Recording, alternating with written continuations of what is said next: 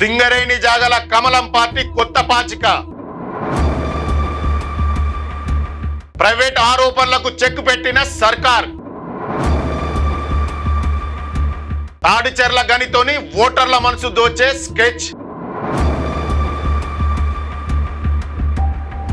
బొగ్గుబాయిల కాడ car అస్తంకు tension. కార్మికులు ఎవరి వైపు ఉంటారోనని సస్పెన్స్. నమస్తే, నేను మీ Venkatesh. Welcome to Q news. తెలంగాణలో పాగా వేసేటందుకు కమలం పార్టీ కొత్త వ్యూహాలు రచిస్తాంది. తెలంగాణకు ఆత్మ లాంటి సింగరేణి బొగ్గుబాయిల కాడ పట్టు కోసం కేంద్ర సర్కార్ తాడిచెర్ల 2 బొగ్గు బ్లాక్లను సింగరేణికి అప్పజెప్పింది. దీంతోని సింగరేణి ప్రాంతంలో రాజకీయం మరో మలుపు తిరుగుతాంది. ఇన్నాళ్ళు కాంగ్రెస్ బీఆర్ఎస్ పార్టీలకు అడ్డాగా ఉన్న ఈ ప్రాంతంలో బీజేపీ వేసిన ఈ స్కెచ్ తోని జనం దృష్టిని ఆకట్టుకుందని చెబుతున్నారు స్థానిక కార్మికులు. దీంతోని రాజకీయం ఏ మలుపు తిరుగుతుందోనని అందరూ చూస్తాండ్రు.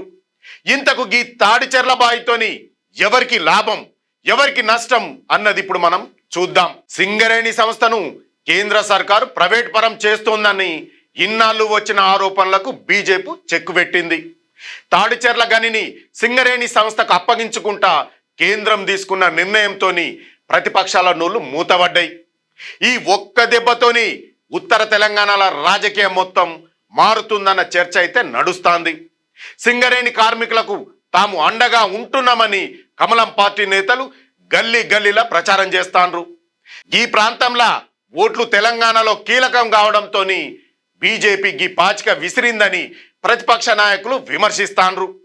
ఈ నిర్ణయంతో రాబోయే కాలంలో సింగరేణికి మస్తు బొగ్గు నిల్వలు దొరుకుతాయి. ఇదంతా తెలంగాణ కోసమే చేసినామని బీజేపీ నాయకులు చెప్తుంటే ఇన్నాళ్ళు ఈ జాగల పాతుకుపోయిన కాంగ్రెస్ బీఆర్ఎస్ నాయకులు ఏం చేయాలో పాలుపోక ఆగమాగమైతాండ్రు. బొగ్గుబాయిల చుట్టూ ఇప్పుడు కొత్త రాజకీయం నడుస్తాంది. ఒకప్పుడు ఈ జాగల లెఫ్ట్ పార్టీలకు, ఆ తర్వాత బీఆర్ఎస్ కు కంచుకోట లెక్క ఉండేది.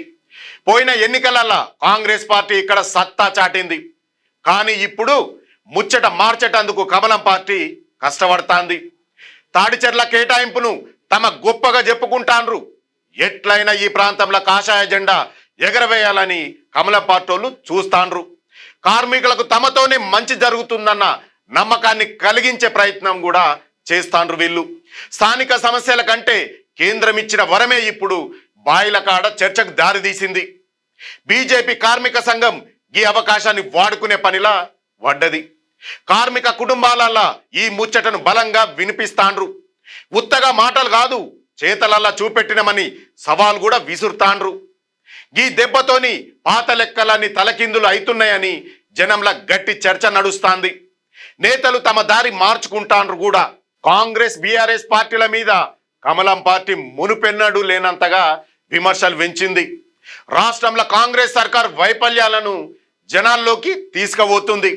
గతంలో ఉన్న బీఆర్ఎస్ చేసిన తప్పులను యాదికి తెస్తాంది. ఈ 2 పార్టీలు సింగరేణిని పైసలు తీసుకునే మిషన్ లెక్క వాడుకున్నాయని బీజేపీ ఆరోపించింది. తాడిచెర్ల కేటాయింపుతోని వాళ్ళ నోళ్లకు తాళం వేసినమని సంబురపడతాంది. కాంగ్రెస్ వచ్చినాక సింగరేణికి కొత్తగా చేసిందేమీ లేదని విమర్శించింది. కేసీఆర్ సర్కారులో జరిగిన అవినీతి మీద విచారణ జరపాలని పట్టుబడతాంది. ఈ 2 పార్టీల మధ్య నలిగిన సింగరేణికి తామే దిక్కని చెప్తున్న తీరు బీజేపీకి మంచి పేరు తెస్తాంది. ప్రతిపక్షాల విమర్శలకు బదులిచ్చుకుంటా కార్యకర్తలల్లా ఉత్సాహం నింపుతాండ్రు. కాంగ్రెస్ కోటను బద్దలు కొట్టేందుకు ఇదే సరైన సమయం అని అనుకుంటాండ్రు కూడా. తాడిచెర్ల నిర్ణయంతోని మింగుడు వడక ప్రత్యర్థులు ఉక్కిరి బిక్కిరి అయితాండ్రు. ఇంతకీ సింగరేణి కార్మికులు, వాళ్ళ కుటుంబాలు ఎవరి దిక్కు ఉంటారనేది ఇప్పుడు పెద్ద ప్రశ్న. ఈ ఓటర్లు ఎప్పుడు చాలా సైలెంట్ గా ఉంటారు. తీర్పుతోని పెద్ద షాకులే ఇస్తారు వీళ్ళు. కేంద్ర సర్కారు తీసుకున్న తాడిచెర్ల నిర్ణయాన్ని కార్మికులు మంచిగానే చూస్తాండ్రు. ఇప్పుడు సంస్థ బతకాలంటే ఈ బ్లాక్ మస్తు అవసరమని అనుకుంటాండ్రు. కాకపోతే ఉత్తగా బ్లాకులు ఇచ్చుడు కాదు గాని ఏండ్ల సంధి ఉన్న సమస్యలు తీర్చాలని అడుగుతాండ్రు.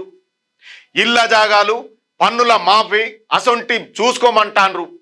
గతంలో బీఆర్ఎస్ ఇచ్చిన హామీలు నెరవేరలేదన్న కోపం వాళ్ళల్లో ఉన్నది. రేవంత్ సర్కార్ మీద కూడా ఆశలు పెట్టుకున్నారు.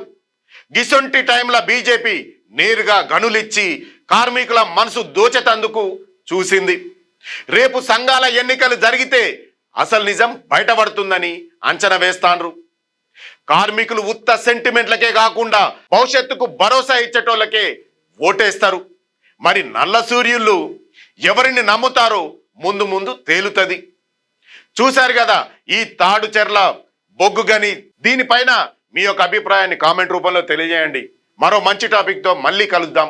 అంతవరకు చూస్తూనే ఉండండి మీ క్యూ న్యూస్. క్యూ న్యూస్లో ఎడిటర్లు కావాలను మీడియా రంగంలో మీ టాలెంట్కు ఇది సరైన వేదిక. 2 నుంచి 3 సంవత్సరాల అనుభవం ఉండి